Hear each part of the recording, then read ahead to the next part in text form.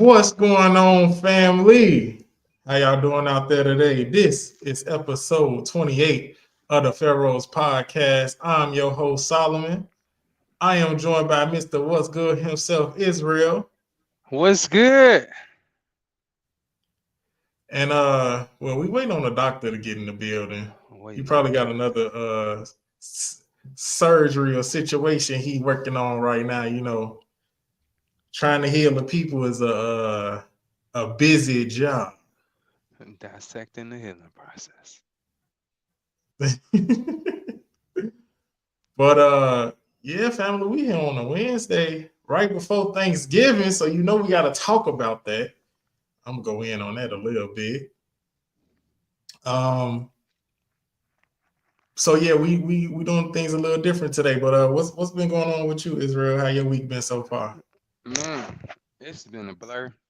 It's like I can't remember if it was yesterday or the day before yesterday. I don't know. It's like I'm just working and working, sleep, chill, work.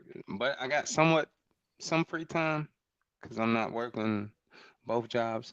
But it's been a decent week. Having a better discernment with the job of when to go back, get some more, or be like, nope, I'm done for the day. Cause it'll have you drawn. The job will have you tired out.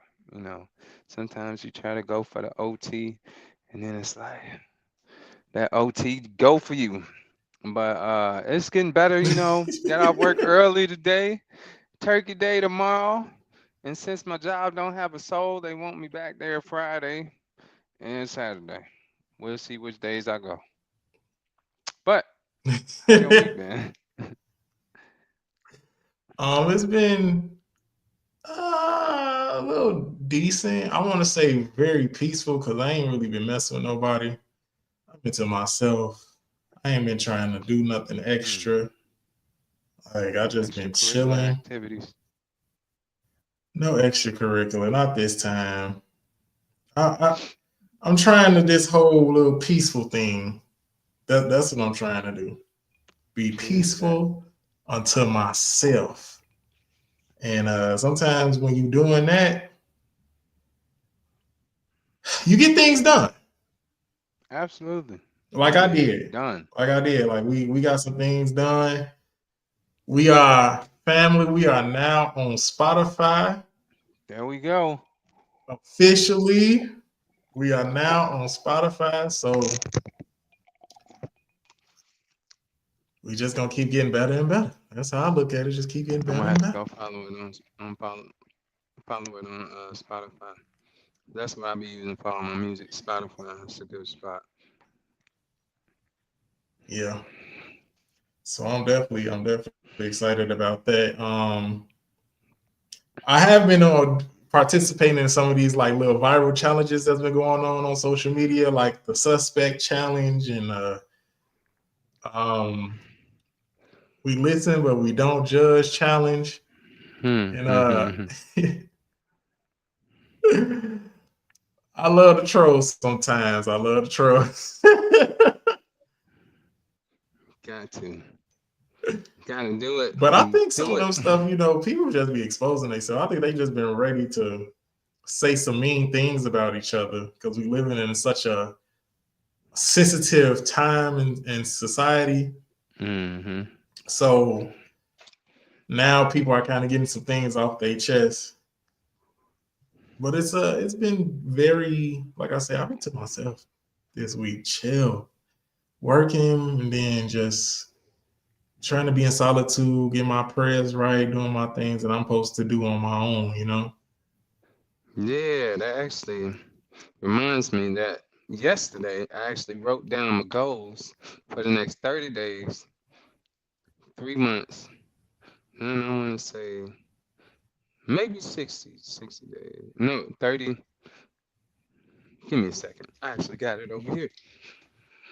Ta, ta, ta. Okay. Bear with me for a hot second. Oh, there we Yeah, go. family, y'all need to make sure Yeah, y'all write y'all goals down, family. it's the perfect time to write your goals down. So I wrote my 30 days, 3 months, and six months. Yeah, 30-day goals, 3 month goals, and 6 month goals.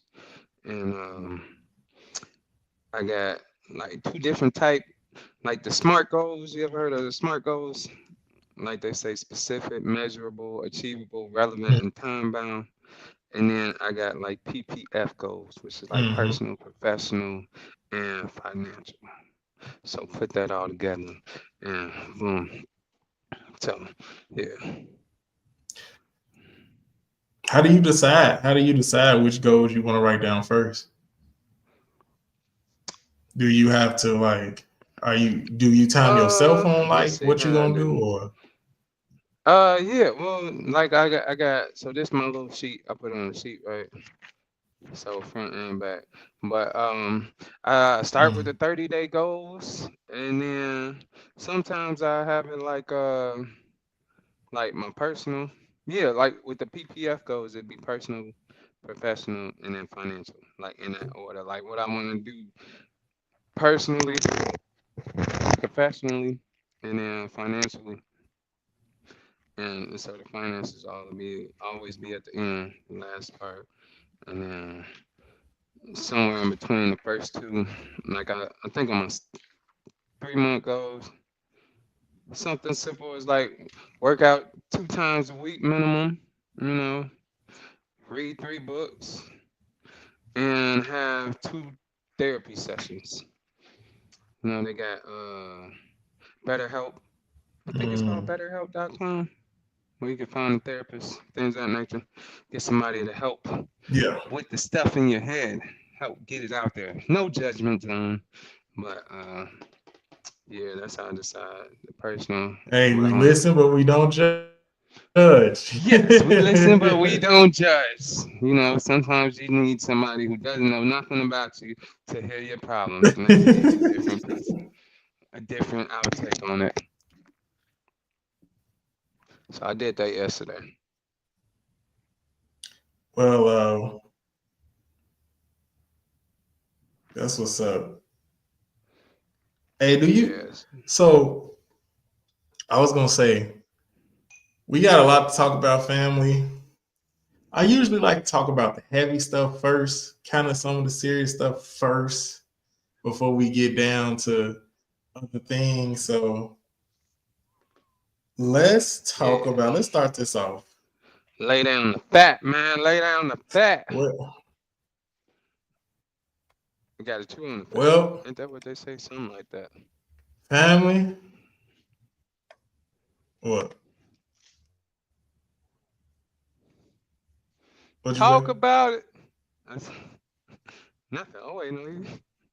Well, I was gonna talk about the TD Jake situation first.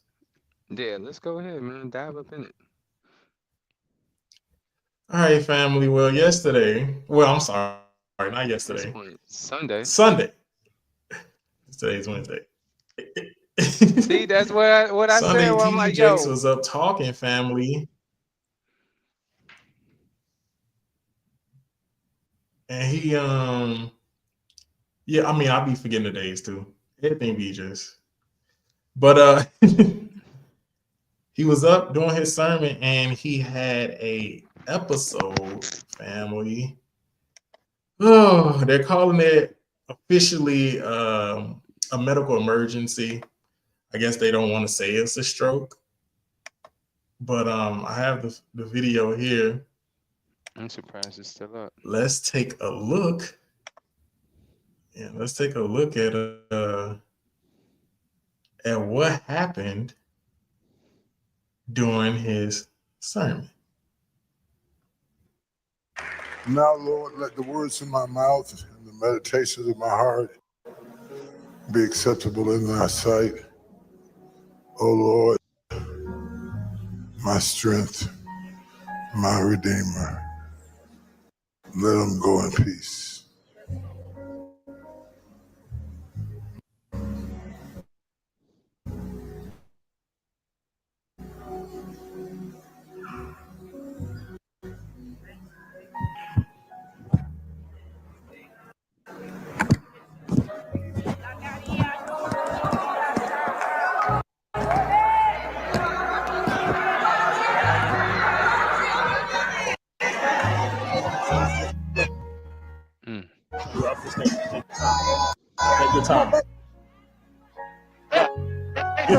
Back up.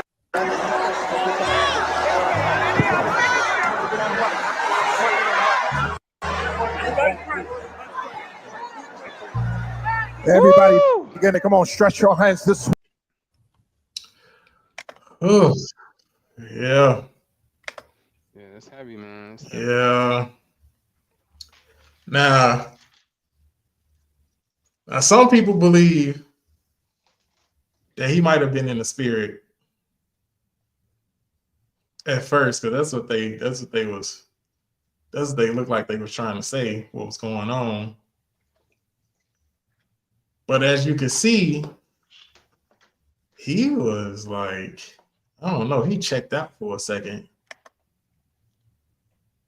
Yeah, that's what it looked So, like. all right. So let's break this down in all layers. So a lot of people on social media are saying that he's trying to get sympathy because they know they about to release these tapes with him and Diddy. Oh no. Oh no. No. Oh snap. Continue. So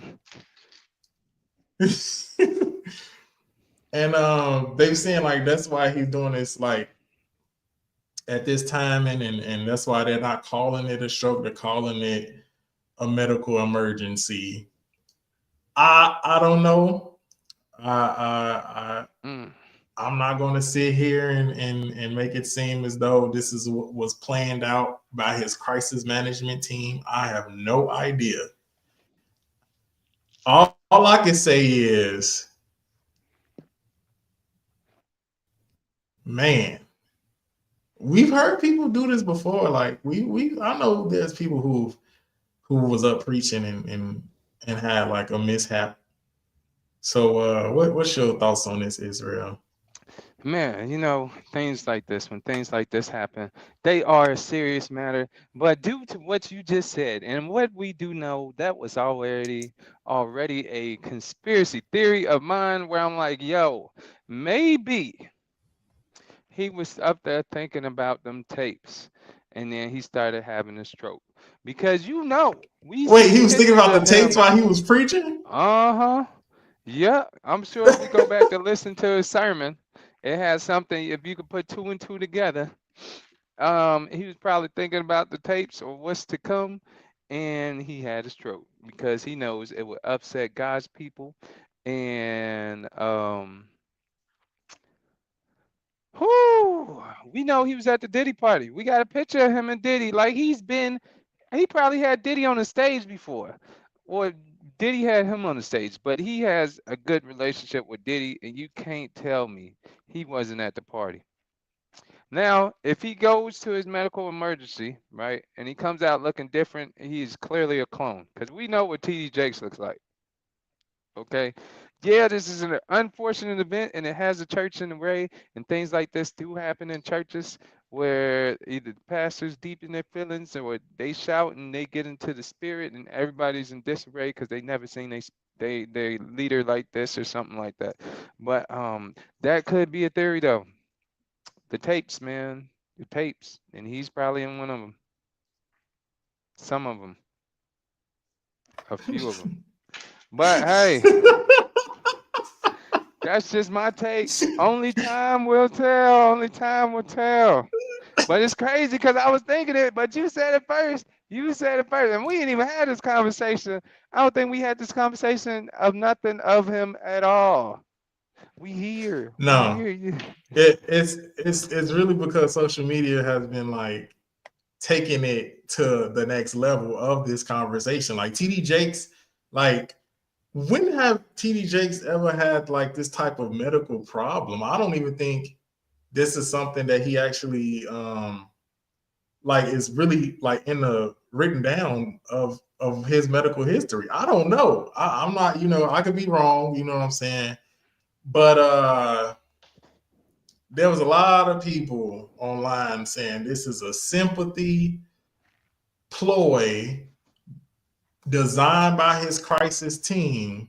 They smart. I need to figure out his team because, hey, They should have been on They- Lil Durk team. I don't know. Cause our cousin Dirt, if you from Chicago, everybody cousins. So your cousin Dirt, man, he up in, I think he up in Miami still, Miami, or they probably shipped him to Cali. One of them, he up in Cali. He was trying to flee the country, but they got him. See, if he had a crisis team, he probably would have, had him looking at this hand Dirk while was that about to other leave. hand going like this. I thought they Yeah. had him in custody. Yeah, they got him in custody. He was trying to leave. He booked 3 different flights to throw him off, and they got him. Yeah, I remember that. Okay, Got him. yeah, he did They do got that. him. That's what happened. Man, I was like, And then he wasn't picked the quick latest enough. one. He didn't get on the first one. He He should didn't have get on picked the like, first one. He did one for the morning, one for the afternoon, and then I guess one of like the latest flights he could, and that's the one he was getting on. he should have did the first one out flight. I don't care where I was going. It was gonna be out, and then I could figure it out from the next spot. Yo, I need next plane out. That's crazy. Where? It don't even matter. Just out the country. But yeah, that's probably what's going on. That's probably what's going I on. don't. I'm gonna just go. I'm gonna just go on a different, way with it, where I'm gonna just believe that something really happened during that time because he is up in age.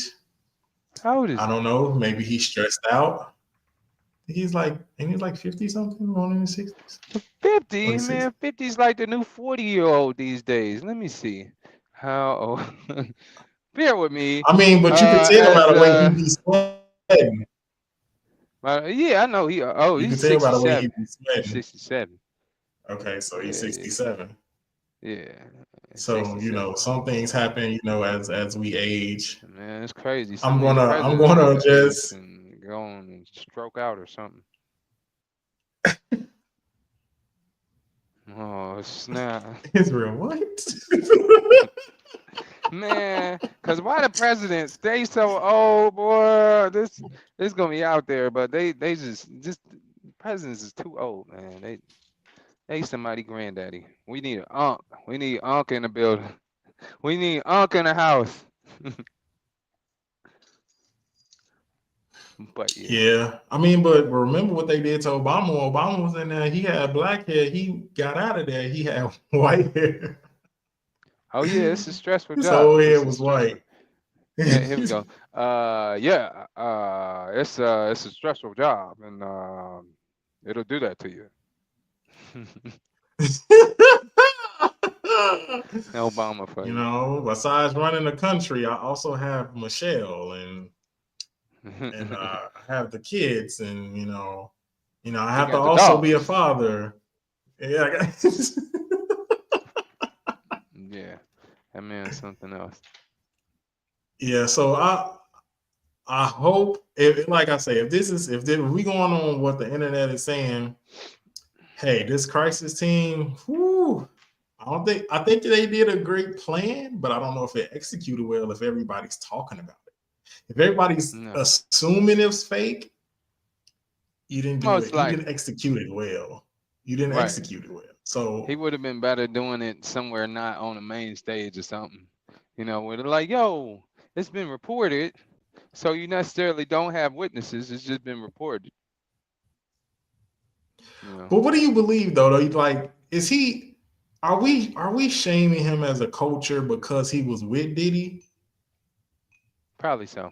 But it's a whole other array of stuff going in, but I missed it. Where it's something with the pastors that was going on. Somebody exposing the pastors. I don't know if it's mega pastors or just pastors in Chicago. You ain't seen that gossip on Facebook? That type of... No. I missed it. I don't know. Yeah, it was... We I don't even know what to talk about. I just know it was somebody exposing the pastors that made them big pastors, But, that's crazy. Yeah, I ain't get to the That's bottom. crazy work. That's insane. Yeah, but hey, all these pastors of the mega churches, you see what they doing? Joel Osteen got the nice Raris and stuff, and then you got a hurricane and don't want to let people into the house of the Lord. They helped build this Well, spot, but you can't let them in. Why it's a hurricane out here? The church house is the ark at that point. And he like, nah, I would have voted him out. Mm-mm. hmm, Bad that's a judgment. good take. That's a good take. I don't know if I agree with you though. Yeah. That's like having a bunch of strangers just coming into your Dude, house. you can't tell me They that this finna dude know mess all of your his house up. members. You can't tell me that this dude know all of them members in the mega church, man. He probably only know 5, maybe 20, at most 50. But he don't know But what none of if they them for was just real. the people who wanted to be refugees? I understand though, like the right choice is to let them in. I'm not disagreeing with Duh. that. They the ones who fund But the church. Now hear me out. What if after that action they just like, all right, we not going to your church no more. We going to somebody else's church. And then that next Sunday, next 6 months, ain't nobody there because he ain't opened the doors and they just took their money and went elsewhere. So there's power in the people. All the people got to do is stop showing up. All the people got to that do is is true. to start showing up. Either way, they make an impact. If you start or if you stop, you're making an impact. Yeah, that is true.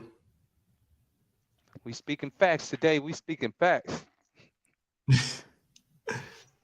Well, this subject here is something that you had brought up, Israel, that I thought was extra interesting, and it's like something that everyday people question, and that is when is it the right time to actually quit your job? And I Mm. know for sure, I know for sure we both as entrepreneurs, we have that back and forth like, okay, when is it time? Is it time yet to let go of this so we can do this? I like this little image right here, how he just walking off. He said, forget it. I'm gonna worry about it later. Yeah, and like, nope, I'm going the other way. I'm looking for a miracle. I expect the impossible. That's a good question, though. When is the best time? When is the right time to quit your job? Or what's the exact question? Let's see. Yeah. So what do you think? What do you think is the best time for somebody to walk away? I will say when you have something else lined up, make sure you're able, especially if you have a family, your decisions are very critical. Your decisions are very critical. So don't, if you're gonna walk away from your job, make sure you got something. Mm. Make sure you got something because these bills don't stop. They don't stop. They don't stop. They don't stop. Get it, get it. Um, so I think the best time to quit your job was when you first thought about it. The next best time is now. Like tomorrow. But I think the best time for real, is around holidays. So if you want the holiday break that you need, quit around holidays. Because especially like Thanksgiving. I'm thinking about quitting my job right now, my second job. Because I was like, yo, got some stuff going on. I'm like, they ain't have me on the schedule none this week. I'm like, okay. I was on the schedule last week, on the schedule Sunday, none this week. And then I'm like, yo, instead of coming back next week, I should just quit this week. So then, I won't have to worry about looking at people asking and woo woo woo. I could just quit and then, but hear me out. This is the second job. Okay, quit the second job. But so I could do something else. Cause daytiming is, I don't know, it ain't been working for me. But I just gotta stick and move somewhere else, somewhere stick and move around. Now with the main job, I'm up here looking for the next best opportunity where I'm like, all right, this makes sense. I'm making the money that I want to make. I can apply, I'm applying and calling and seeing what's the process, seeing everything I need to know while I'm on the job. Cause luckily, fortunately and unfortunately, in the trucking industry, there is no loyalty to these companies. What's good? We got the doc in the house. There is no loyalty in the trucking industry with the companies. In other words, like I could quit one job today and go to another trucking company tomorrow. I could get in a wreck in my truck today. They have somebody else in my spot tomorrow or next week by Monday, right? And they don't care how long you've been there. They don't care how much time you put in the trucking industry. They only care about, can you do the same thing today that you did for me tomorrow? That's it. We don't care about what happened then, but can you do everything you did today and keep on doing it? But yeah, the best time to quit that job, especially when they get disrespectful. But what I'm trying to figure out now, because I realize the idiocracy with my job and the ignorance that they do with people who quit. So when they quit, they their pay goes from direct deposit to a check, and then they're like, oh, you got to come pick up your check, and then they come pick up the check. They play the game, oh, the mail lady didn't come yet, we'll mail it to you. So I'm like, this is the third, fourth person I've seen during the time of the year that I actually been working here. And I'm like, all right, I'm trying to figure out, how do I quit this job without having to worry about the money, me coming back for some money, and them playing the game with me. So that's what I'm trying to figure out now. So I had to finagle a week where it's like I'm coming in, but I ain't really working. So then I get my check that week, and then the next week I don't have to worry about a check because I ain't really worked that week. So it's like I gotta waste my time in a sense, but save my dignity. My dignity, if that makes sense. But Luke, man, when do you think the topic we on now? When is the best time to quit your job, man? When's the best time to quit, Doc? You on Hold mute? on, You wait. on Before mute? you answer that, we got the Empress Valentina. She's in the comment section. She said, "What's up, y'all? What's up, y'all?" What's good? I gotta join the chat if I wanna connect to YouTube. But yeah, we'll just say what's good. Oh, chat. What? Everyone, she in the studio? Yeah, she's not in the studio. She Oh, she on on the YouTube. stage. All right, cool. All right. Yeah. What's your thoughts on that, Luke? Yeah, I mean, yeah, for me it's a little different. I mean, I guess for me, once you've seen this, it's offered you everything you think you're gonna get from it.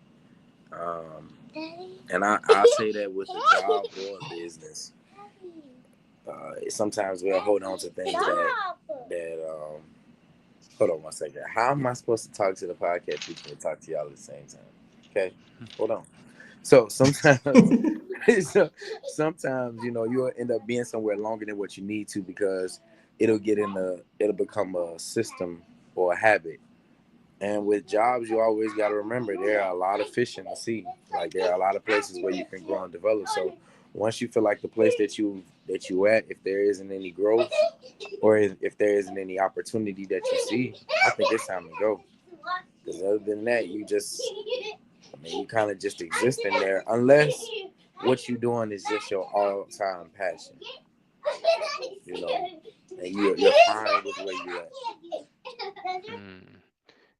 And also, that's funny you say that. Like, once you got all that you can out the job, so that brought another thought to me where it's like once you see you reach the peak of the pay and they not trying to give you no upgrade, because there's been times I done hit it, I'm like, yo, I call the ops, right? I call them the ops, the operations managers. So the ops, I was like, yo, what's good? Y'all got any management positions up in there? I'm trying to be like y'all.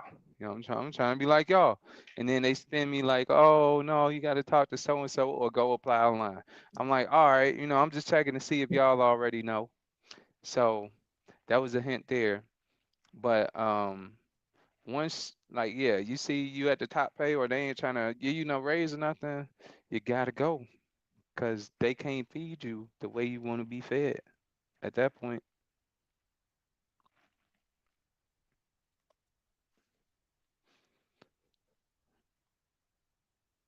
There we go. Valentina, the Empress said, the best time to quit is when you don't feel fulfilled anymore, when you are stagnant. That's a good time too, because there's only so much that job gonna do. You stagnant. They're not listening to you. You can't get no more money. You can't get no OT. They capping your hours. I know some people who got capped hours. Like they don't let them work past 40 hours or 42, 50 max. Well, I'm like, what? That's crazy. So you saying you Yeah, trying to that's get it? wild. Yeah, and they not trying to let you get it. That's how they keep Um, you down, man. They keep you down. I don't believe in people should be quitters though. That's my thing, my take on it. Like, of course, like I say, like if you got something else lined up for you, go ahead and make that jump over. But like I'm in the mood right now too. I ain't even finna hold y'all. I'm about to quit my job. I mean, Boy. they irritate me so bad it don't even make no sense. And it ain't even cause like I feel like I'm better than. It's just that when you know about how you supposed to be at a certain job or position. And so yeah, they gonna have to get them papers. That's where I'm I at ain't with even it. gonna give them no papers. I'm gonna just walk out. That's where I'm at. Because the people at my job, the level of intelligence is not there. It's like I should be in a management position because we all doing the same thing. Why I gotta tell everybody to do this common sense thing right here, and everybody does it, and it makes the whole situation better. I'm like, I'm not in the right position.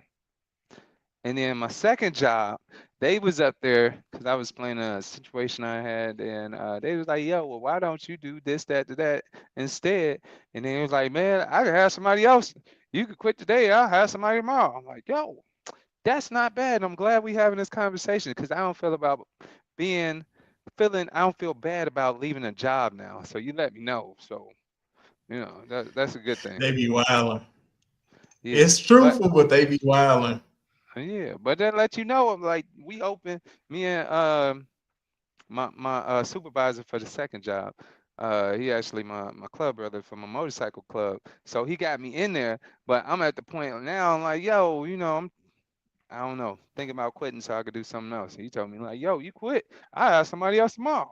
That's all I needed to know. That's what's up.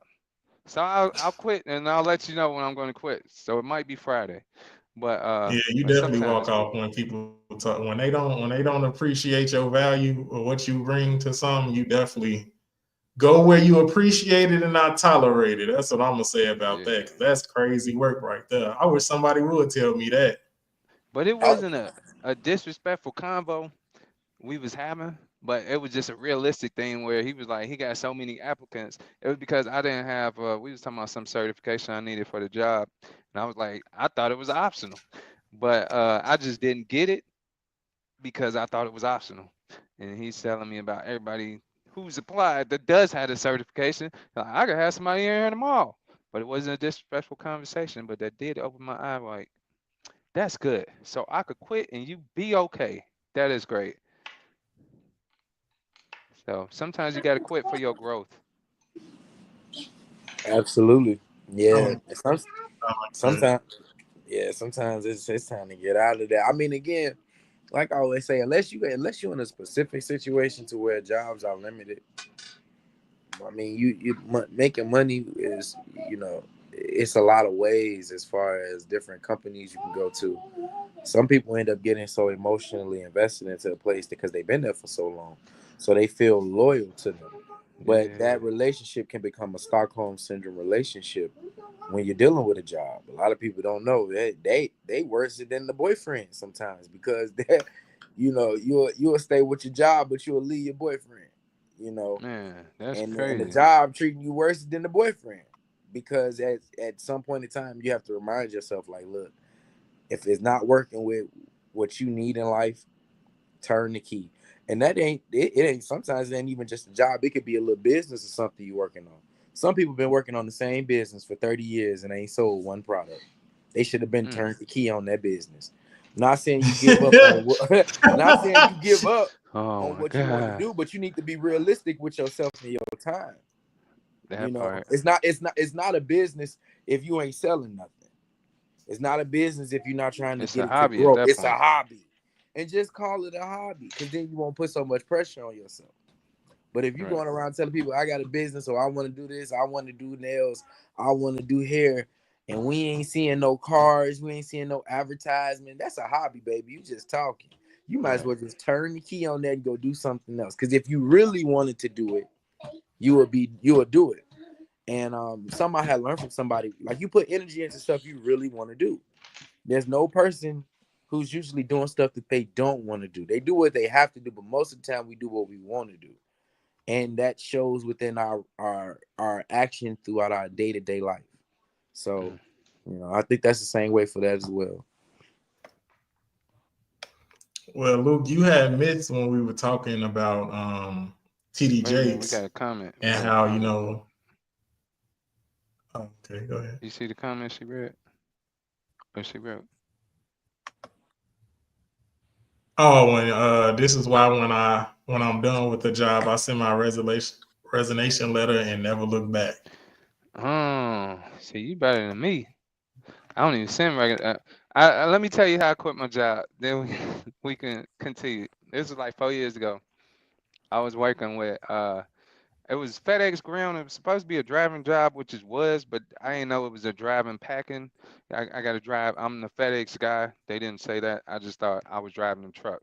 But I probably did it a month, and then was on training for 4 weeks. Then after the 4 weeks, it was like 2 weeks. I was like, all right, if the money don't look like this, then I'm quitting. I seen when I got paid. I was like, thank you for the opportunity, but no, thank you. This ain't for me. I sent it in a text because I ain't have I was never gonna go back. I'm like, nah, this money ain't it. I've been here for 2 weeks after training pay, and this what you paying me? I'm wasting my time. Mm-mm. And the last job, I think it was last year, I gave a week or notice or something to a trucking company. That next day, they said, "Hey, Jonathan, hey, Israel, we know that you wanted to finish out the week, but we're going to go ahead and terminate this situation the next day." So I'm like, "What?" So yeah, Dang, why would they do the that? next day, because they felt some type of way. I guess they don't, there's no loyalty in the trucking industry. Okay, they don't care. They're like, oh, you want to quit, you want to finish the whole week to get a 4 weeks pay? Nah, you don't have to come back. You got anything in the truck? Okay. I'm like, wow. That's crazy. But yeah, That's crazy. no loyalty, Well, man. They don't care.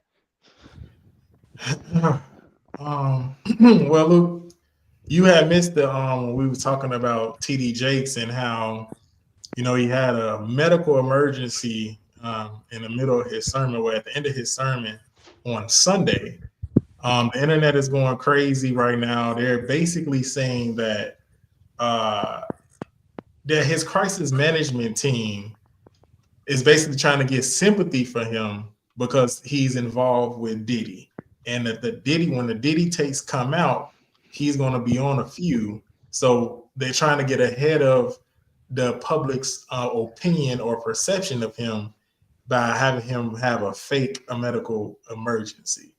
What do you think about that? If you think that's actually true? Mm, We can't hear you. can't hear you. Can y'all hear me now? My hand Yeah. probably was over the microphone. But I think that's cap. Ty and Diddy for TD Jakes to me is a little bit of a stretch. That's just like, to me, just two totally different situations. We seen him at one outdoor party. That's not enough for me to feel like Seen a he couple was in pictures. there like Kevin Hart and them at the, like, come on, this is like, come on, like, that to me, it's not that deep when it comes to that. I don't think that's what it is. I think that a lot of this stress is coming from the current lawsuit that he has going on, that he's in, that Bishop T.D. Jakes has against another pastor by the name of Pastor Youngblood, which used to be one of his members back in the, one of his That's ministers back in crazy. the day. That And that's his name. Yeah, that's actually his last name, Youngblood. Pastor Youngblood. Yeah, that's the actual Pastor Young last name. That's crazy. And he came out with a video on an interview saying that allegedly that Bishop T.D. Jakes was trying to groom him back when he was like around 17 or 18 years old in Pittsburgh, when the bishop would come to Pittsburgh and preach. So Bishop T.D. Jakes' team ended up filing a lawsuit against this guy, Pastor Youngblood, and it seems to me that Bishop T.D. Jakes' team was trying to elude that. It's just the stress from dealing with that, with the lawsuit and with the slandering of his name and all of that. Now, again, the Diddy thing to me was like, that was stretching it. To me, this seems more. That could be it too. This seems to me to be more legit because there's an actual legal lawsuit going on right now. So to me, this one seems like it would cause more stress than worrying about Diddy or being caught on any tape. Again, I just, it's hard for me to see that. I'm not saying I'm right. I could be completely wrong, but seeing Bishop T.D. Jakes at an outdoor party with over 400 to 500 people, to me, it's like that's stretching it. Because now I got to say, what that mean? All the other 400 or 500 people was also in the back rooms as well. He got a mansion, right? Yeah, it was a mansion party he was at. I'll never forget it. You know how many rooms they got? Yeah, and that's true. That's what I'm saying. Like, how much baby oil they found? I'm crying. But I don't think that one is a stretch. I think this lawsuit to me seems to be more legitimately a stressful thing for him and his family and his team to have to go through, because if it wasn't, why would they sue the pastor? They're the ones who filed the lawsuit against him for defamation. Nah, they talking about groom. Well, the Empress disagree with you, bro. She say she totally disagree. She think it's cap, and she say she don't believe that he had any real medical. Yeah, I'm with the Empress. Issues. Well, yeah, I mean, I don't think it was really any real medical thing anyway. It to me, even if it was stress, and they all do weird things. Yeah, even if it was stress, it'll be a thing to where, I feel like it could be like a little stage thing. Only reason, Empress, I'm mindful with hopping on bandwagons with the industry, because the moment you become successful, and this could be for us as well. See, if we blow up, we're part of the industry. Success, you got to be careful. I'm one of them people to where you got to show me some real hard evidence for stuff like this. When you're dealing with a man that is willing to possibly risk everything that he's built, you got to give me some hard evidence outside of just saying, oh, well, he was at one party. And I get that. That could have been the party where he was in the back room. But if I'm going to play that game, I got to play that game.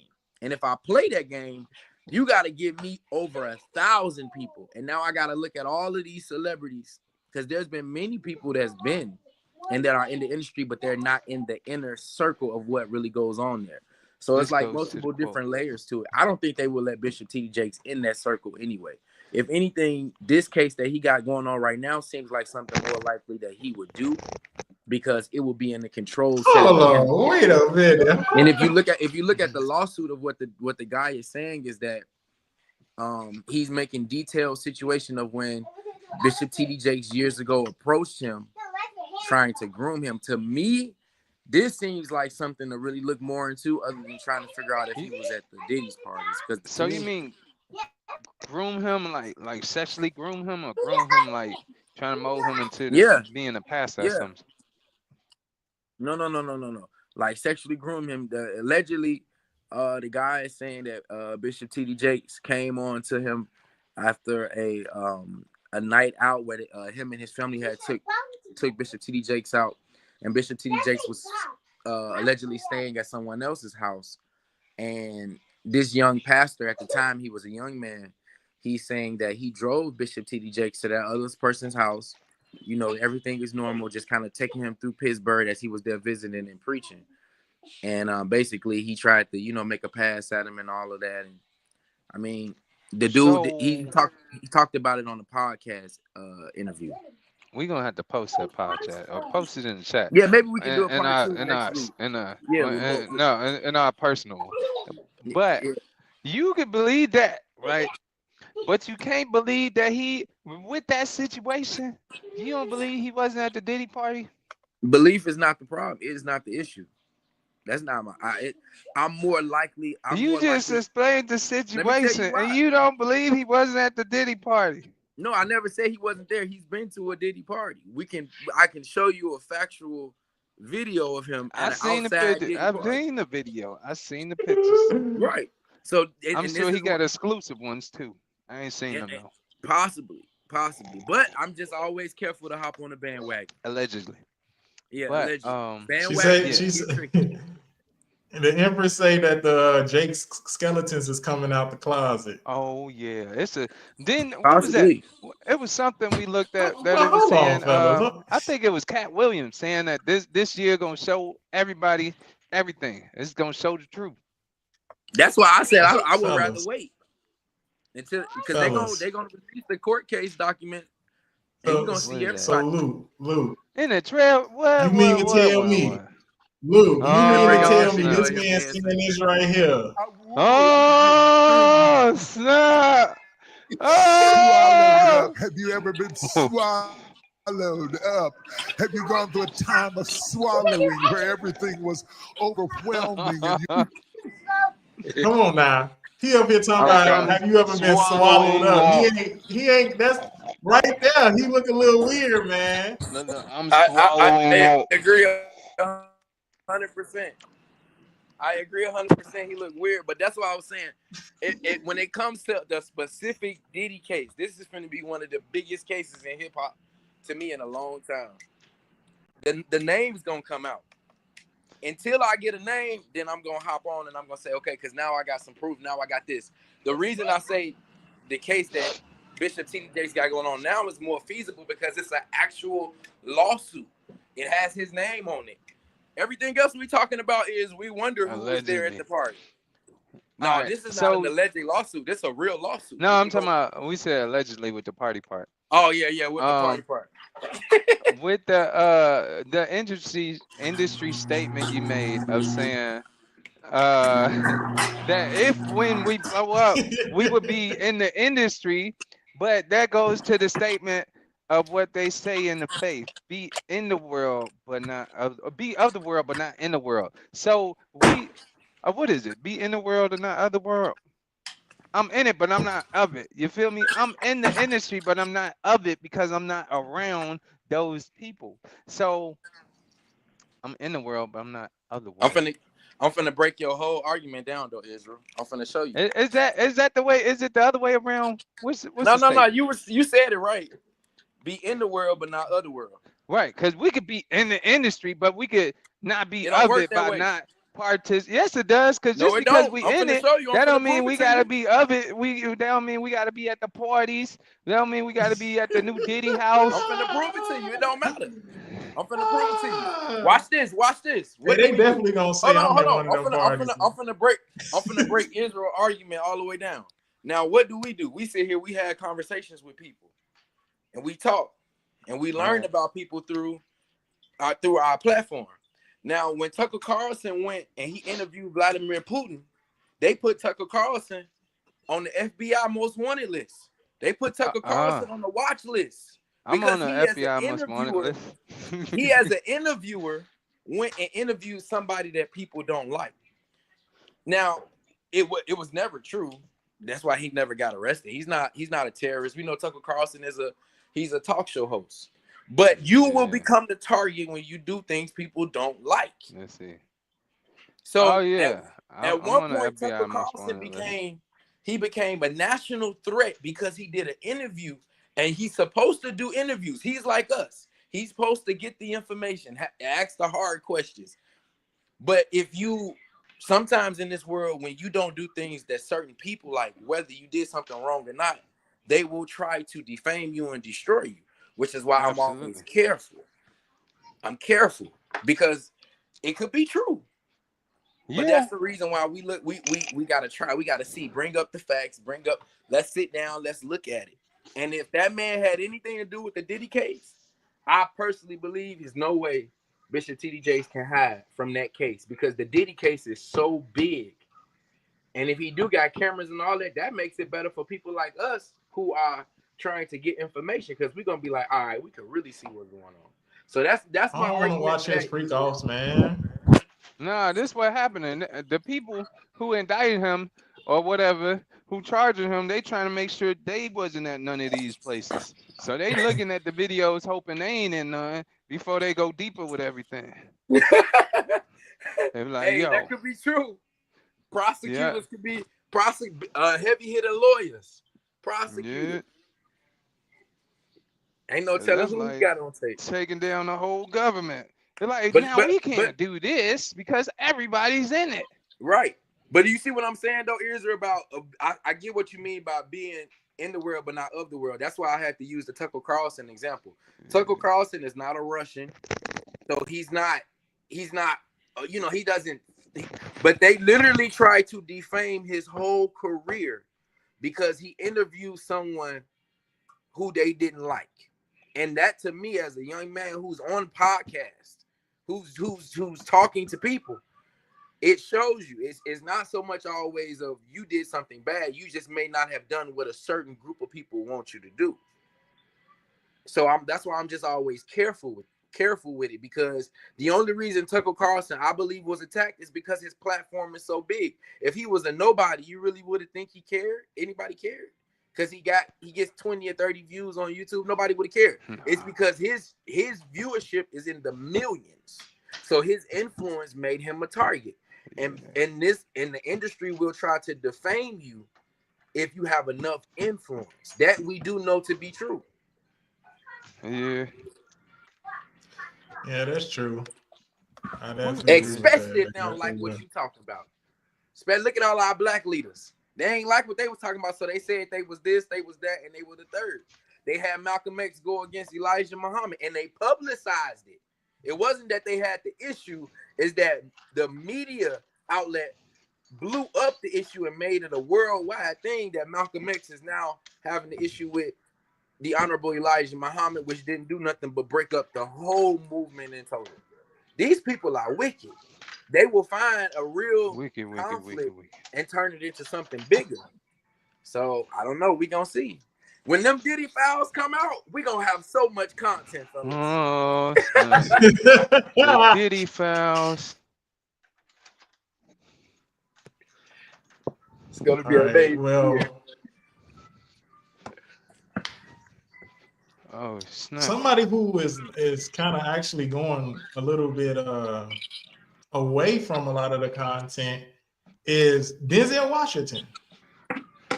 Fellas, Denzel Washington gave his little almost like a retirement speech, just a little bit, of what he's gonna do next or last.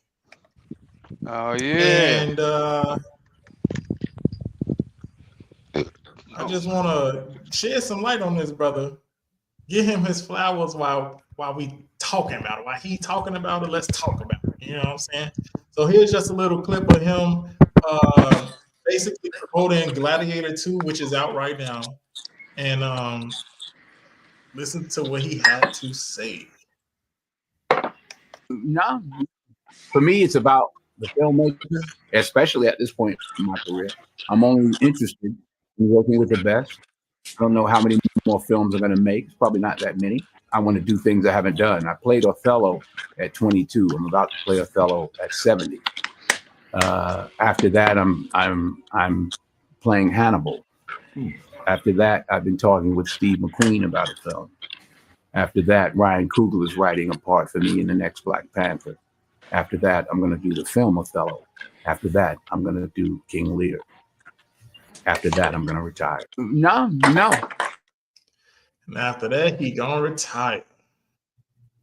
So he just gave us his last six little films before he said he want to direct. He said he don't want to be on the camera unless it's some real thought-provoking and some type of magnitude of a role to play. So he's saying he gonna go ahead and retire after 6 films and start directing. So Look. fellas, what y'all think about that? Can y'all hear me? Definitely. Yeah, we can hear you. We can't Is see you. it an echo? No echo. All right, cool. No, we So just can't see you. Reception probably bad. But I'm up here moving around. But I think that's good because after a while, it's like I was saying, after you've gotten all you could get in a position, you got to graduate to something else. I had a conversation like this with one of my trucker buddies. I was like, I've been doing this officially 4 years, mass graduation. I'm trying to get to where I'm like 20 bands a month or something like that, you know? So it's time to elevate, do something different. And with that, him wanting to produce the stuff, it's like career change if he hasn't already doing it, or maybe doing to what he really want to do. And that's good because after a while, it's like you got to step down and do something else. You know, be in the cut. Let somebody else take over. Let the new Denzel Washington come afloat. You know, let the new Diddy come out and have parties. You know. What's wrong with you, bro? You gotta have new leaders come up. You gotta have new members. Sometimes people gotta step down. You ain't gotta die in office. You don't have to die in office, okay? That's why they have different elections. Like we should have something called a change in power service, where one person step down and the other person bring them up. But that's just my thoughts, my 2 cents to it. I put my hats off to them. My hats off to Yeah. He Go ahead. Israel, you crazy, man. You talking about stuff, let the new Diddy come out. They already got him out. He 50 Cent. That's his name. 50 Cent is out already. think he's slick. Diddy trying to be the new king of New York.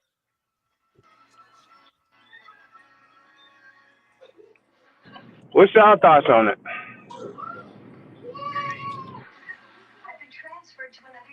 I was just gonna say, I'm definitely excited about his new career path. Of course, you know, one of the bombs he dropped was he's gonna be in the next Black Panther. That just got me back on board to watching Black Panther. Yeah, because I feel like at one point it got watered down. Yeah, especially the last one a little bit. But I definitely am trying to see. I'm definitely going to be excited to see what he does with whatever role he's playing in Black Panther. Denzel Washington has a very well put together resume of movies, of things that he did, a stance that he's always had. He's never been one of those people in Hollywood where he was gambling with his integrity. So, hey, he said he about to be 70 years old. I mean, it's well, what else can he do? He did say in another clip that I didn't post, but he did say in another clip, like how you just said, Israel. He said, "Hey, I'm not keeping up with my son, John David Washington." He said it's time for them to go and do their thing and get some of these roles and all of that stuff. He said, I'm not even jumping around in these movies anymore. He said, my stunt double does it. So that lets me know that I have graduated to another side of life. He said, there's 3 parts of life. He said, where you learn, you earn, and then you return. And now he's returning. He said he's in his life now of the returning stage and giving back and letting some of the young actors do their thing. That makes sense. So, I like the way you think. I'm there with him. You see, I ain't even hear what you was gonna say about that, but that's what I said before. I was like, yo, it's time for the new. Yeah, he definitely said that too. And one of the famous of roles of all time, the one that got him actually an Oscar, which was when he played a dirty cop. Training My Day. nigga. That's my favorite one. That's my favorite one. Training Day. He played that role. He said, "You think y'all could do this to me? I'm putting cases on all you."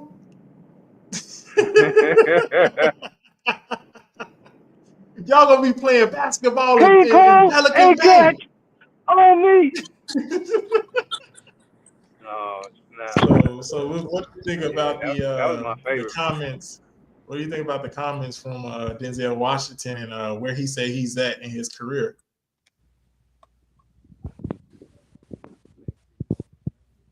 Can't hear you. Y'all hear me now?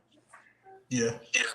I said we got. I think it's expected. He's at his retirement stage, and like any great basketball player or anybody, you don't want to lead a game. So you know the best next thing is to be a coach. That's just really the only way to stay in the game.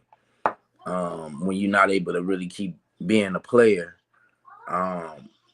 So I'm not too surprised. I've been a fan of Denzel since he worked with Spike Lee back in Mo Better Blues. Man. Which to me was the movie that showed black people like, yo, he's ours. Like, to me, that was the movie that really gave that character sense. I love the character that he played. Of course, like you all say, Training Day and all of these the big mainstream movies, of course, those was great. But I like the way that he was still, if you remember his roots, he started off with, people like us. Spike Lee was pulling everybody he could. And I think Denzel Washington and Mo Better Blues had a big influence on black media kind of becoming something that was not looked at as just a joke or them trying to do anything. To me, it was taken way more seriously with actors like himself and others that we can name. So I appreciate that. I can appreciate that as a young man seeing that. So yeah, just to name off a few. And the new Spike Lee these days, Tyler Perry, doing his thing, getting his people. I ain't gonna go that far. That's my two That cents. Tyler Perry on some Spike Lee. I ain't going that far just yet. Tyler What Perry he's on doing, some monopolizing. what he's doing is great though.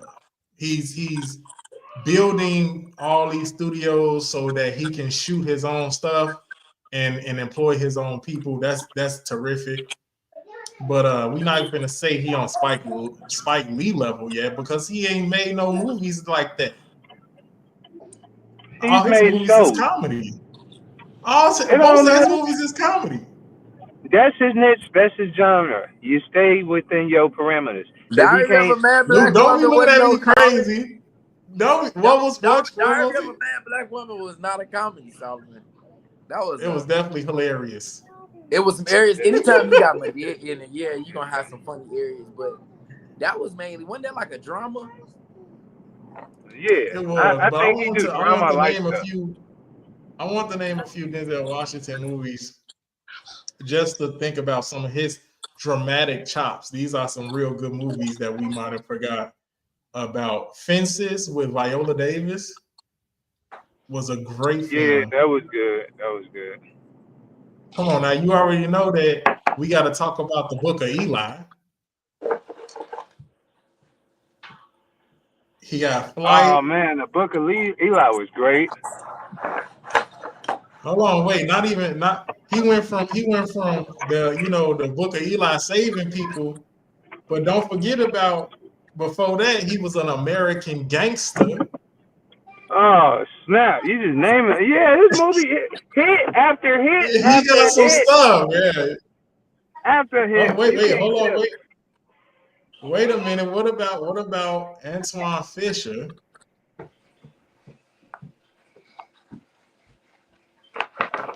And one of the greatest Disney films of all time. Remember the Titans. What? That was Disney? It was a couple people, but it's definitely on Disney now. Also, gotta remember he was in John Q. John Q was a great movie. John Q. Oh yeah, that was a good one. The Preacher's Wife, he got game.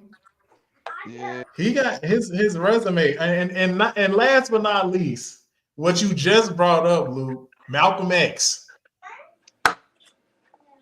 Amazing performance. And So that I think Denzel got all these hits because he outworked a lot of people. Like, yeah, I think his talent is one thing, but I see people like this, man. These dudes work different. What is normal working to other people is not okay to them. It's not even satisfactory. So I think that plays a big part into Denzel's success over the years, his work ethic.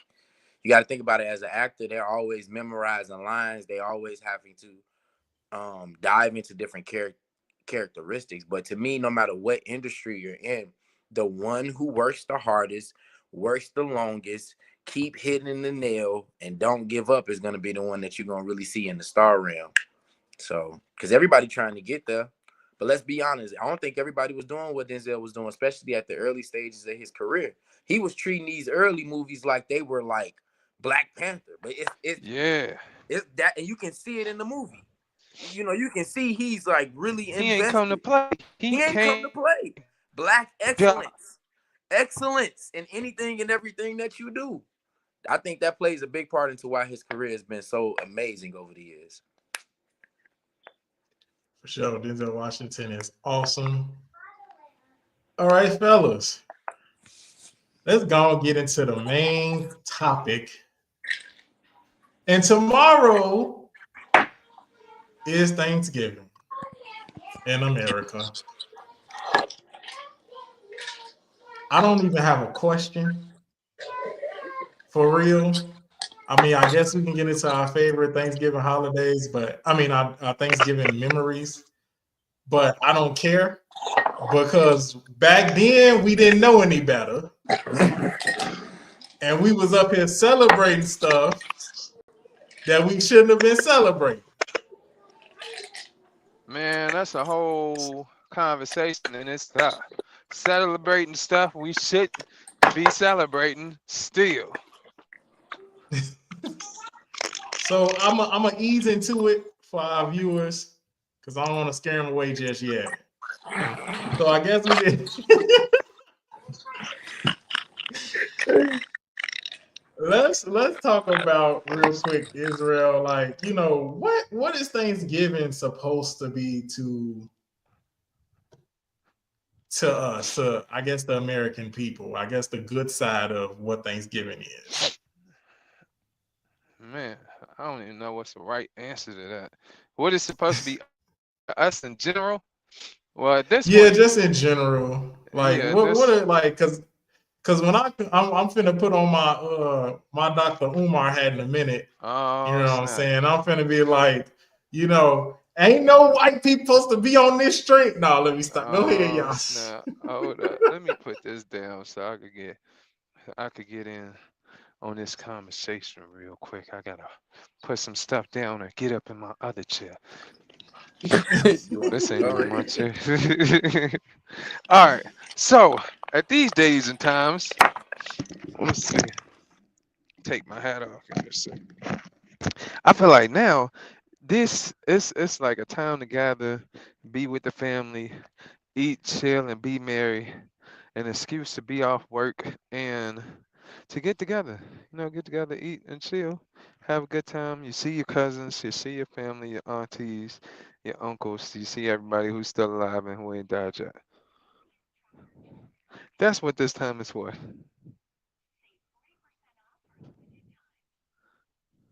That was nice, short, and sweet. Thank you. That was so nice. That was so nice, short, and sweet. I definitely appreciate that. All right, family. Let me start this off. This guy. Let me start this off. I had to bring my book out too. Oh, shit. I had to bring my book out to explain some things to these people. I had to bring the book out before I got into my bag. All right. That's not. What the book say? So I wrote another holiday that has been mistaught by the Caucasians who run this country, the United States of America, has taught that Thanksgiving is a day to commemorate when pilgrims crashed into Plymouth Rock after their escape from England's oppression in 1621. It also misteaches that during this time, the pilgrims met the natives and made peace with them and celebrated their new friendship over dinner of thanks to God for blessing them for peace and friendship. All of that is the watered down version of what really happened. The Mayflower pilgrims landed in Massachusetts coming from England and massacred the natives already living in the United States. When the ones who did not fight against them moved west, they moved west of the country, they had a feast with the ones who stayed. You are not celebrating the thanks of life and loved ones that you think you are. You are celebrating the people who wants to celebrate Thanksgiving, the truth. You are celebrating a mass genocide of most of your ancestors. It's not about Thursday night football and hanging with your family because you're off work and the children are out of school. It's about the land Europeans came and took from the natives here in the United States and tried to steal their nationality. You say thanks for giving. No one gave those Europeans land. They took it from the indigenous natives already living here.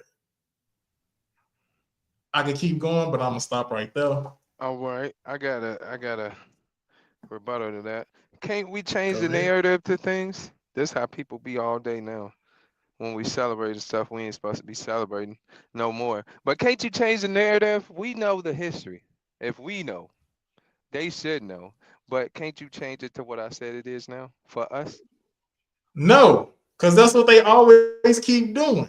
They always changing the narrative, just like they changed his name from Kunta Kinte to Toby. Everybody always want to forget the past. Remember, We ain't they saying still doing forget that the past. whole no, but remember they doing that now. They trying to erase the slavery and stuff from the history books in the classrooms, and they're Yeah. trying to replace it with all this gender swapping stuff that you can be whatever you want to be now.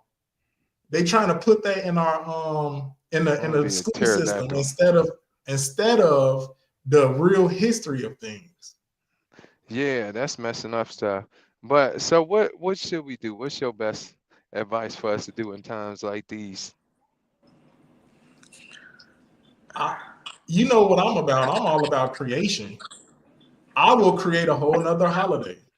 Matter of On the fact, same day? I actually put it in like March or April, and I call it, I don't know, the spring feast or fest or whatever you want to call it, and I'll leave this alone.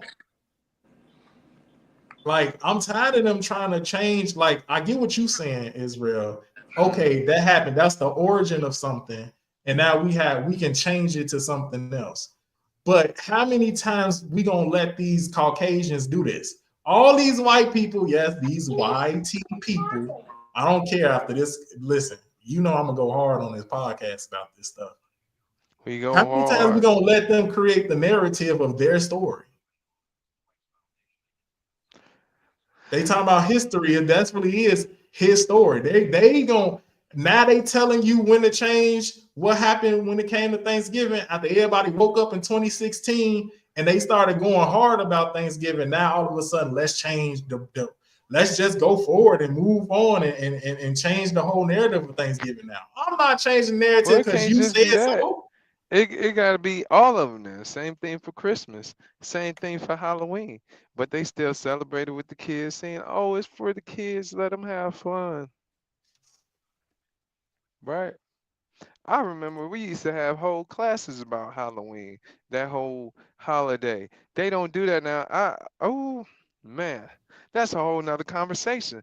But no, they don't do that now. They don't have the classes like they used to, talking about the pagan holidays, talking about Halloween and the different spirits and things of that nature. No, they having parties now.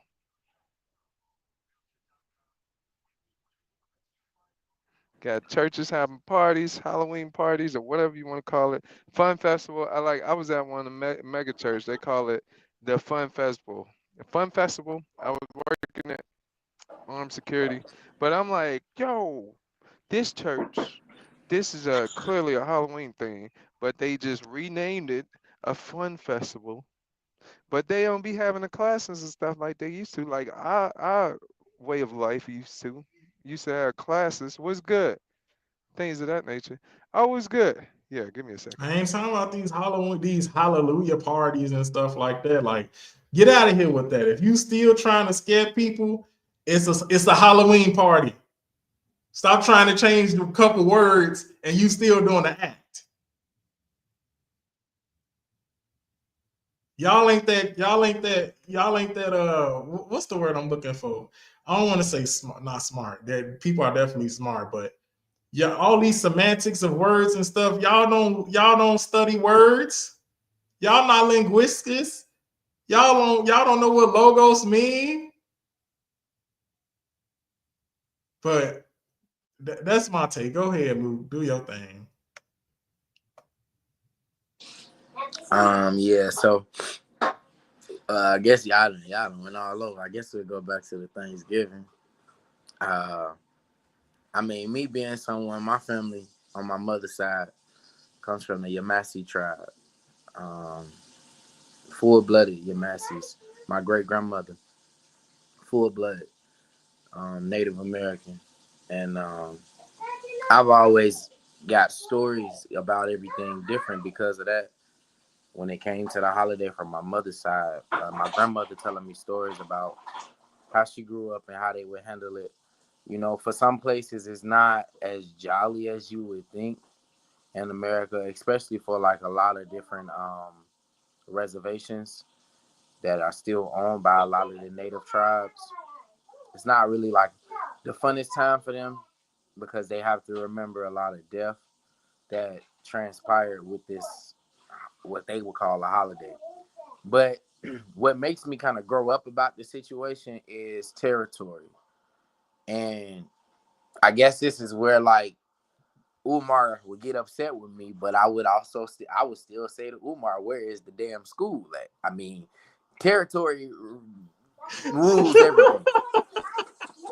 And I say that because knowledge of knowing something is one thing, but actually having the action to change it is another thing. So I agree.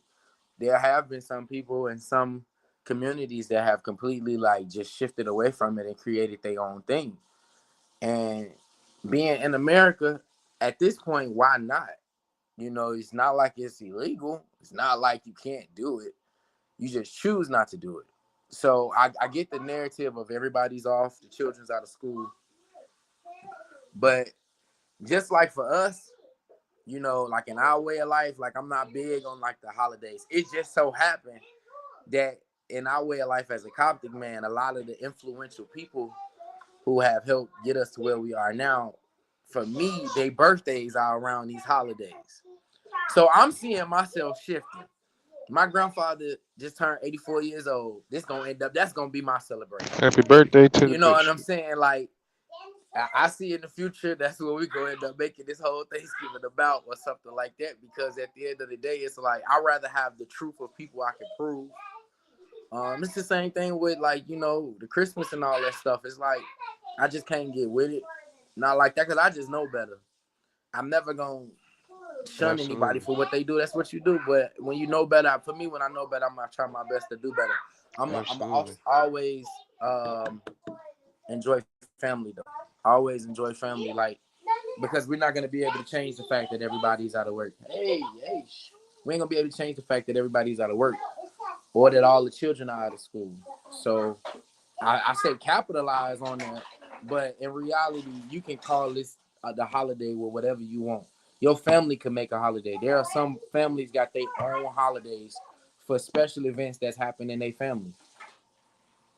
It ain't illegal, so why not? You know, that's my opinion on it. But yeah, somebody who's actually like got the blood in me. It's like my grandma used to tell us stories about it. Like it wasn't a fun time for them.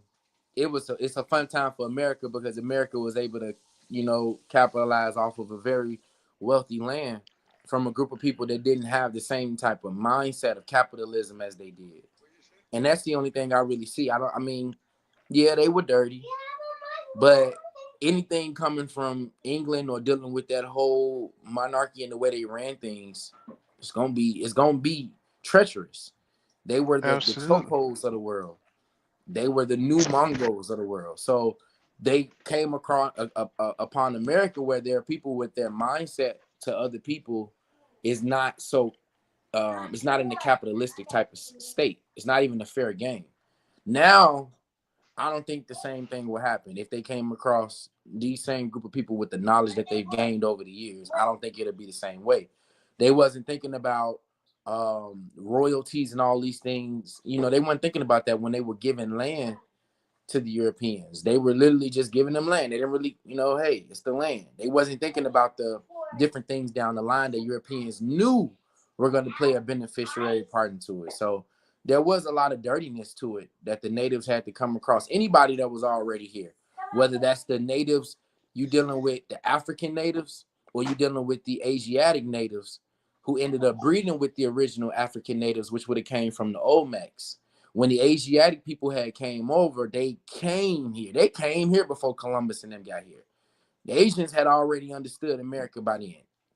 Europeans were last to every party on the world because they had to come out of the cave in order to find out what was going on.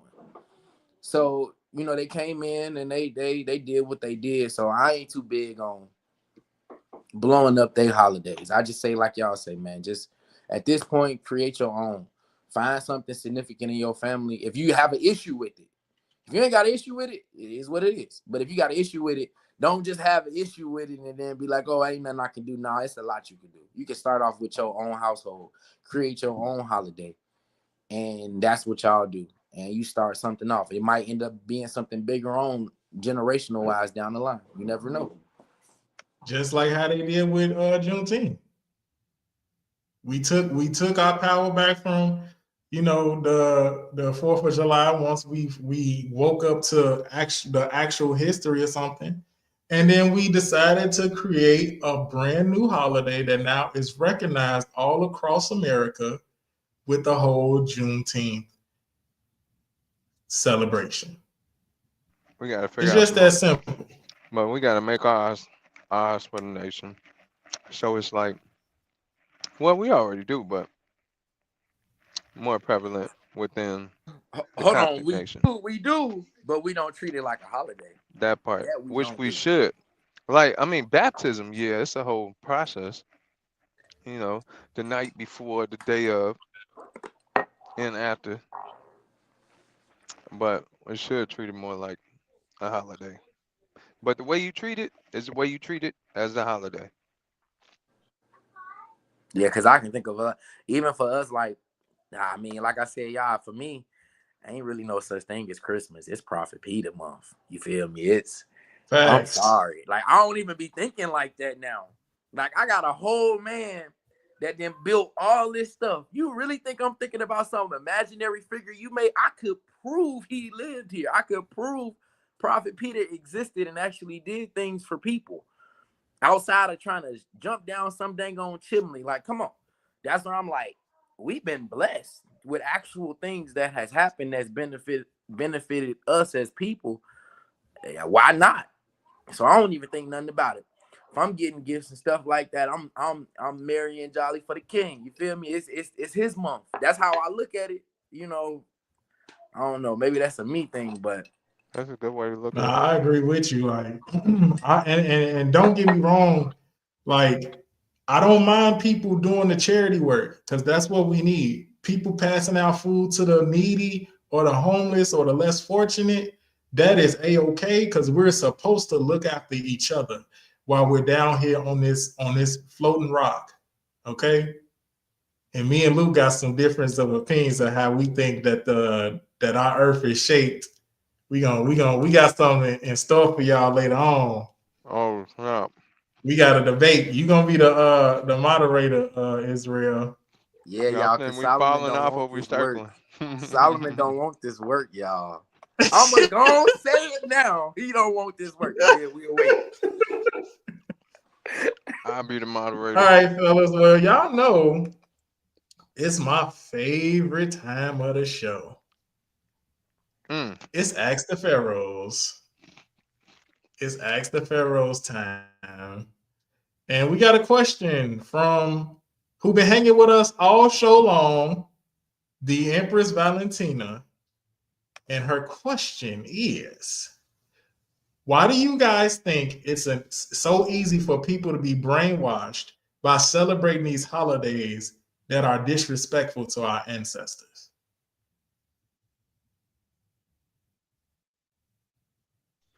Take it away, Luke. Oh, man, he going to throw that one on me first. Hey, first off, that's a great question. A question even I still ask myself to this day sometimes. It comes with advertising. Advertising has given us, it has given a power that is still being kind of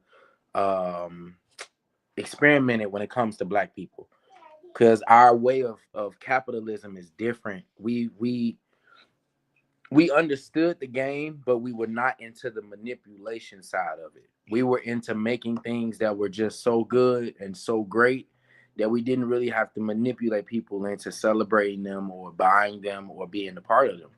So now that we're in this area to where bad products are being pushed as good, that is the game of the European. Bad products are pushed as good. Not saying there aren't great products that they have, but let's be real. Empress Valentina, you've heard a lot of people say the American car, the Ford, right? The Ford, the great Ford. But Ford is not all that great of a company. It's just not. I can get a Toyota Camry and it's way better. But it's the advertising of this is an American thing. So you have to feel this way about a Ford. A Ford is a great car. Don't get me wrong. But it's not better. It's not better than a Camry. It's not. You go to every mechanic and ask them, would you rather work on a Camry or a Ford? And they're gonna say Camry. They're gonna say an Asian built car any day. You're right. So what? But the reason it's like that is because of the advertising. So these holidays are just like these companies. They are a part of advertising that are able to be capitalized off of by getting you to buy more from the grocery store, by getting you to buy more toys or to buy flowers or to buy chocolate. You know, these are things that they have seen there becomes a system and there's a financial benefit from it. And unfortunately, Black people, we just fall for it. Unfortunately, I don't think as much as we used to, but I really don't know why it's so hard for us to kind of get into it. I think it's just coming to the aspect of understanding that we have the ability not to do it, but the temptation of not doing it, to me, is a little harder. And I think all three of us can speak for that. If your family out off work and everybody not in school and somebody talking about cooking, it's hard to say no to all these combinations. Facts. So, I think that's my opinion. I don't see what my brothers feel about it though. Let's see. Can y'all hear me? Mic check. All right. So I think it's so easy for people to be brainwashed by celebrating these holidays because people seem to be innately followers. They follow the crowd, right? They follow the crowd because they don't want to be the one that's ostracized out. They don't want to be the odd man out. So they do what everybody else is going to do, but they don't want to be the one that's looked at like they're crazy. It takes a very peculiar type of person to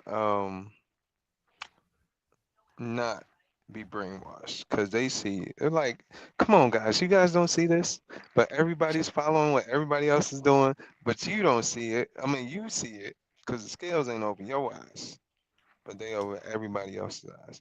But I say that's the reason. They just some followers and don't want to be ostracized. That's why it's so And easy to to me, brainwash. I say that's weak. That's the problem we have in our culture today. No, because you're right. Like Israel, you hit it right on the nail. Like, and you too, Luke.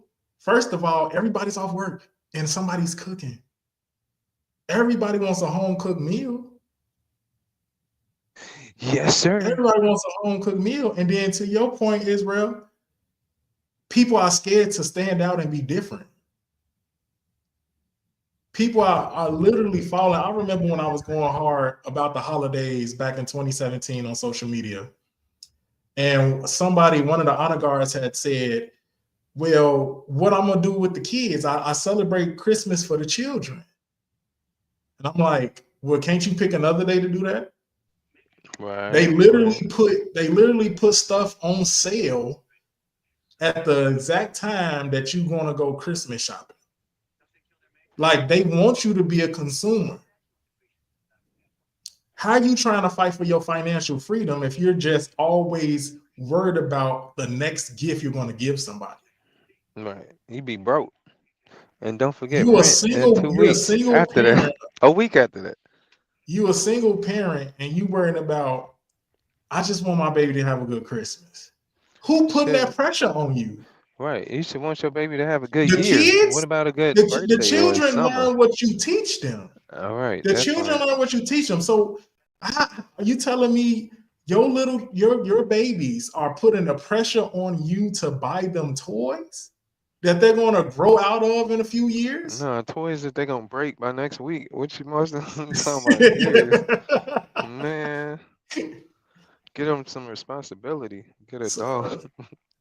I just feel like, and to speak to disrespectful to our ancestors part of the question is really because we're lost when it comes to our identity. Very. And who we are connected to, our lineage and our roots and our bloodline.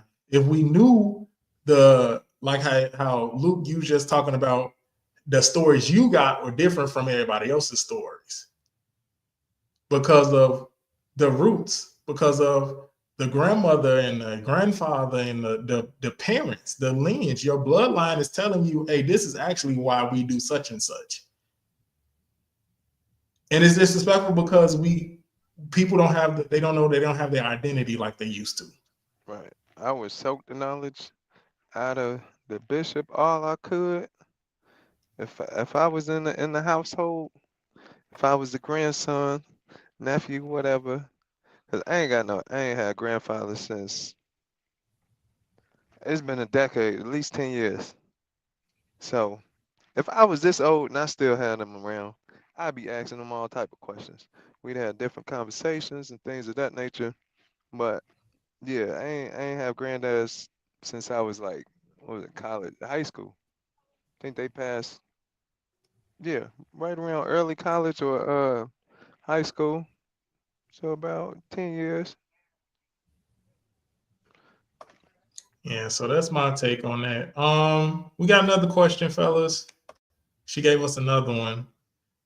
It says, why do you think men and women, oh, here we go, have a power struggle on who's superior over whom? Oh. Because of ego. People be so worried about the ego. What other people gonna think, how they gonna be perceived. It's okay to not have control. You don't have to be a control freak.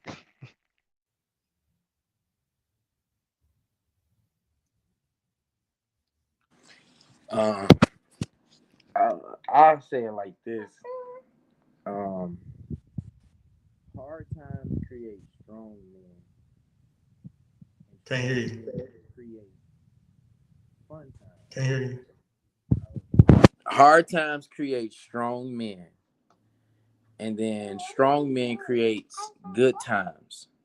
Good times end up creating weak men. And weak men create hard times. So I said all that to say we at the weak men creating hard times right now spectrum, in my opinion. Because the fact that that's even an argument shows that the men have gotten so weak. There's that should not be an argument. If anybody's arguing about that, it should be one group of people, one gender arguing by themselves about it. It shouldn't be men versus women. Because to me, it's like, for what? As a man, what are you trying to prove? Nothing changes from you arguing that you're more important. It's nothing like, what's the purpose of all that? So I think that's kind of played into the fact that we are at really good times, and it's created like a weak version of men that have kind of gotten into that argument of I'm this, I'm that, and I'm third. Yes, we know. If you actually going to be that, you're going to show it. That's why I was like, the hard times create strong men, because to me, no man is going to argue with superiority if the attributes of being a man is being played out day to day in his life. You have no time to argue because it's being clearly shown that you are superior by what you're having to deal with. So, I just think that's one of them things, Empresses, that has become like a talking point right now, because if we're able to do that. And then y'all got to look at it. Walmart just pulled back their DEI program. So we see it don't work. Trying to include women and people into things just to make them feel better, we know it never worked. That's not how this world is worked. That's not how this universe is designed. There are certain things that are just designed for us as men to have to deal with and handle, and certain things for our counterpart, which is the woman, to have to handle. The fact that it's What's an the argument right DEI now, program? there's an imbalance. The pH is off, because we shouldn't be arguing about it. What's the DEI program? So that's the inclusion program.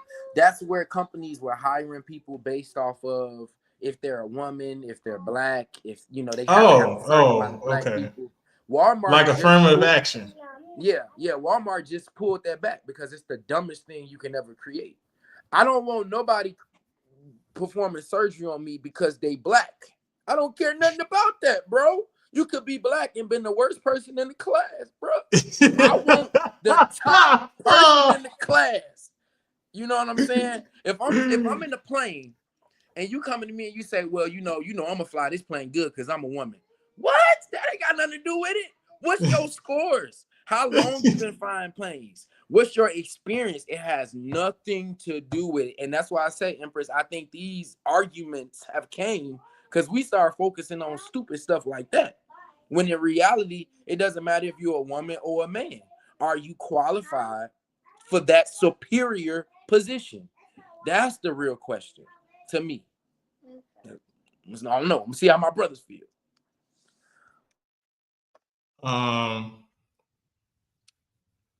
So I got into a bit of a argument with another Empress because I said that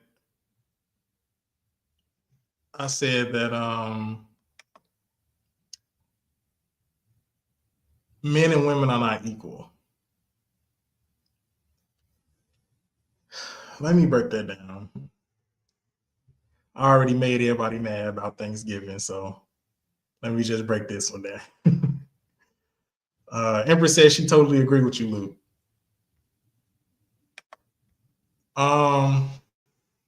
So interjection. Go ahead. Where does this Empress go to church at? That's one of our Empresses. Yeah. You said that's one of y'all Empresses? Yeah. Oh, okay.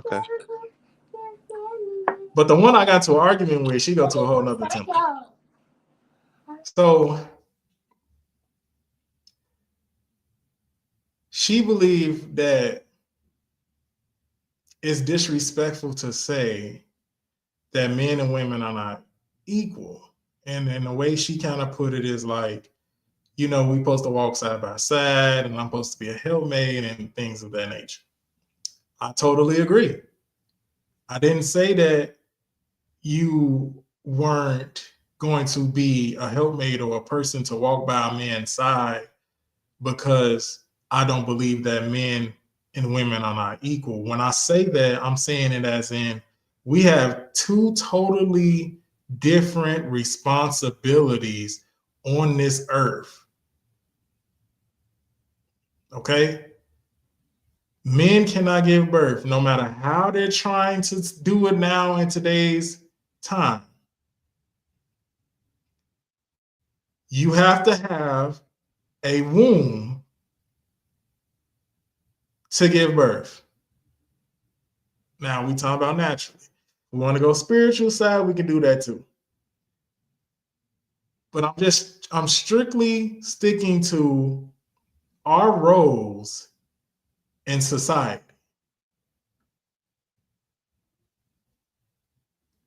As a man, we have to get up every day and work.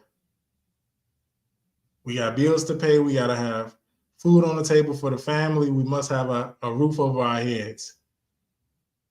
Just because you can fend for yourself doesn't mean you're supposed to. The man was created to be the protector of the woman. The woman is the nurturer. When a woman gets pregnant, she go home. She stay at home to make sure that when it's time for her to deliver, there's no complications.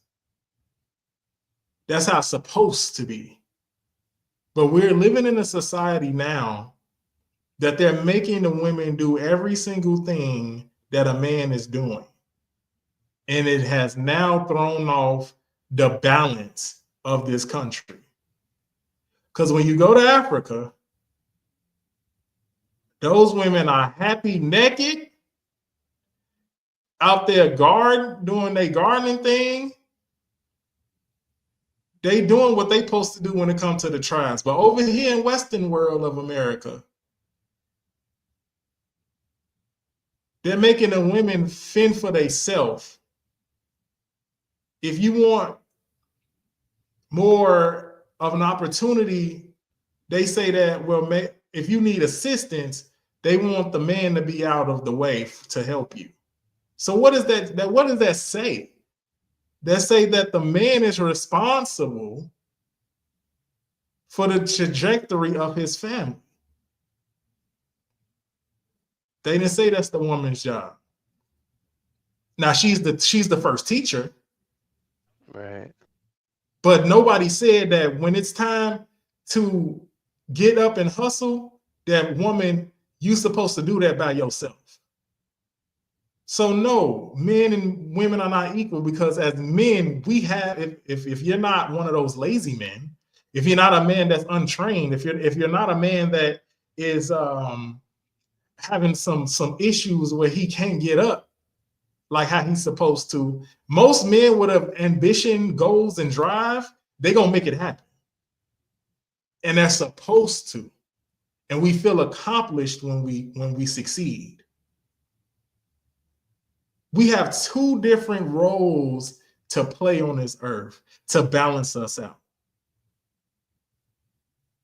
Not saying a woman can't be a cop if she wants to. There are women warriors just like men warriors.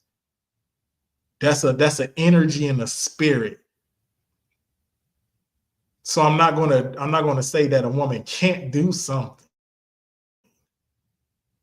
But when it comes to the roles in our society, a man and a woman have two different roles to play. And there are certain things that men cannot do that a woman can. And there are certain things that a woman can do that a man can. So that's why I say men and women aren't equal, but nobody is superior to the other. And this is coming from, for 10 years before my mother got married, she raised me by herself. So I do have a little bit more of a respect when it comes to what women can do. But also there are things that lacked in the household because she was doing things by herself. It takes a village to raise a child, not just one person. That's my take on that.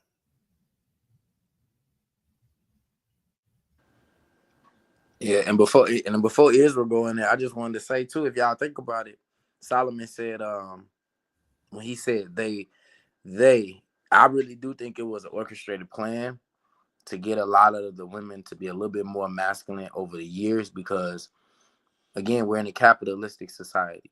And if we look at what has happened over the years to the household and to how women have had to contribute, they've been put in positions to where they had to do more masculine things in order to keep a certain lifestyle. So at one point, your husband's factory job, which one of my the original Luke, prime example. I'll never forget when he used to work at one of those big factories and he was making big money and he was able to take care of my cousins and his wife, and just off of his salary alone. I'll never forget when the United States went through the industrial industry dropout, when all of these jobs started going overseas and all of these things, it was hitting a lot of the men who was able to support their family with just one good job, still have 2.5 children, and a picket fence and a nice house. Well, it squeezed the family. So now it went from being just his job to my wife got to go pick up a little part-time work. She got to go do some secretary work. She got to go work at the grocery store part-time. Then that ended up turning to now it's 50-50. In order for us to survive, she got to work just as much as I do. That's why I'm not big into arguing about it, because it's like we're all victims of it. You're arguing with the person who's also being attacked as well. We've been attacked financially as a system. And now we're at the generation of 2024, where all of these things from the early 40s and the 50s and the 60s have now built up into the mentality that we have as relationships and as families, to where it's not the same, because what it takes to survive has become both parents getting up in the morning. And now both parents getting up in the morning, that's less time for the children, less teaching them. Now you got to put your child in after school care, which after school care didn't become a real thing until the early 2000s, because the market changed. Now 2008 hits, mama's got to go back to work. So now children got to go to after school. Now the children after school, that's less time you have to actually work with the children. That's less time you have to do homework with them. That's less time you got to ask them how their day went. That's less time you got to get the meal prepared. So when dad come home, we all sit down as a family and we talk about our day. These things were systematically being chopped away from the family, because why? You need money. And the more that dollar had to stretch, the more it felt like that the family was suffering. Yeah, I agree with you, Luke. I agree with you. Man, these were some. Hey, these questions be getting good, boy. These questions be. The empresses be coming with the empress power. They be asking the really, really good ones. Yeah. For real. Well, I want to thank you, Empress, for joining us today and giving us great questions and great feedback. You can come back anytime with the questions that you gave us, because those was great questions. Family Israel had to step out. He had to get up out of here. Israel dropped off the flat earth that Solomon think we live on right now. Shots. I mean, anything look round in a telescope. So, I mean, what you trying to say? Like, at the end of the day, you know what I'm saying? Until you able to prove, till you go up into the sky and you able to show how it's a globe, it's a sphere, then we could talk about it. Then I'm like, oh, okay, I see what you're saying. Yeah, brother, this argument might be a little hard for you in 2024, 2025. Hold on, wait, hold on. Look, my mic went out. Wait, my mic went out. I can't hear you. So, hold on. I told you. Yeah. All right, what you say? I said Elon Musk making this argument a little easier for me, brother. This ain't the same. We pulling rockets back in now. Exactly. I don't know. Exactly. Family, I'm gonna body bag Solomon for y'all. How you think we gonna pull the rocket back in though? That's what I'm trying to get you to understand. How you think we gonna do that? Hey, we gonna hide, because we got the aerodynamics for us to do it. That's what I'm trying to get you to understand. That's what you say it's called again. The aerodynamics. Aerodynamics. Yeah. Well, we gonna go into it, bro. Family, y'all stay tuned for the announcement. I see this being a big show because we got to bring that argument back. Well, family, thank you for joining us today on this holiday edition of the Pharaohs Podcast, episode 28. I'm your host, Solomon, and you can find me on Facebook at Cornelius Solomon Walker. You can find me on Instagram at CJ Walker 103. And if you want to get your book published, you can hit me up at cwalker1582@gmail.com. And then also you can find me on the Pharaohs Podcast, pharaohspodcast@gmail.com. Luke, where can people find you? And how was the holiday giveaway for the Love Lifted Me Foundation? Oh, all was well. Yeah, y'all can find me at Luke733Lee, the number 9 at gmail.com. You can also find me at the Pharaohs Podcast if you got any questions, any collaborations, any comments. Yeah, everything went well with the Love Lifted Me Foundation. Shout out to everybody that came through, fed over 100 people. They'll be able to provide a meal. People was pulling over. We eventually had a nice little line wrapped around the corner. Free food, good food, just trying to help people out and do something a little different. Now, family, I have not forgotten about what I told you all. I do have a series coming. And I actually this week just got the name of the series for the different recordings that I've been creating over the past few weeks. So the series that I got coming out, I came up with the name, and the name is Getting My House in Order. Okay, so on this series of different videos I have, you'll get a chance to kind of see what my week is like, dealing with my 2 daughters, dealing with my grandfather, and having to take care of this big house that I live in, having to take care of the church that we have in the city. Just the way my life is always hectic and always moving. I find it to be very interesting, and I call it Getting My House in Order because that's exactly what I'm doing. I'm getting a lot of things in order, trying to get myself set up for my 30s, which is coming up in 2025. So I want to bring everybody along on the journey and just get a chance to see what it's like, because I think a lot of us in life, we got things that we need to get in order, whether it's our house, our finances, our dreams, and it shouldn't be a thing to where it's dreadful. So I'm trying to find a way to make it fun and to kind of bring people into what I'm doing, kind of like a flawed series. So you're going to be able to find it here on the Pharaohs Podcast. You kind of low again. My bad. My finger went in front of the mic. You'll be able to find it on my playlist. So just look out for that. But look out for the Getting My House in Order series that's gonna be coming out by Luke. I got a lot of great clips that I've been editing, and I can't wait to release it. My goal is to start getting it out daily, to where there are videos being dropped every single day. So I appreciate you all, everyone that's been coming over, subscribing. We want to bring more to you. It's a new Gregorian calendar coming in this year, and we looking to make the best out of the best of what we got going on over here. So, and then also, like I said, family, we're on Spotify now. So if you want to just put us on while you're driving, or on your way to work or anything like that, we're on Spotify now. You can listen to all episodes. I'm still kind of uploading more, everything up to date. So, but the first 11 episodes, I don't know what's going on with my mic. The first 11 episodes is on Spotify right now. Yeah. We growing. We trying to get there. With y'all help, we will make it. Can my mom write it down? Indeed. All right, family. Well, that is episode 28 of the Pharaohs Podcast. Thank you for joining us. Peace. Peace. What kind of dress is that?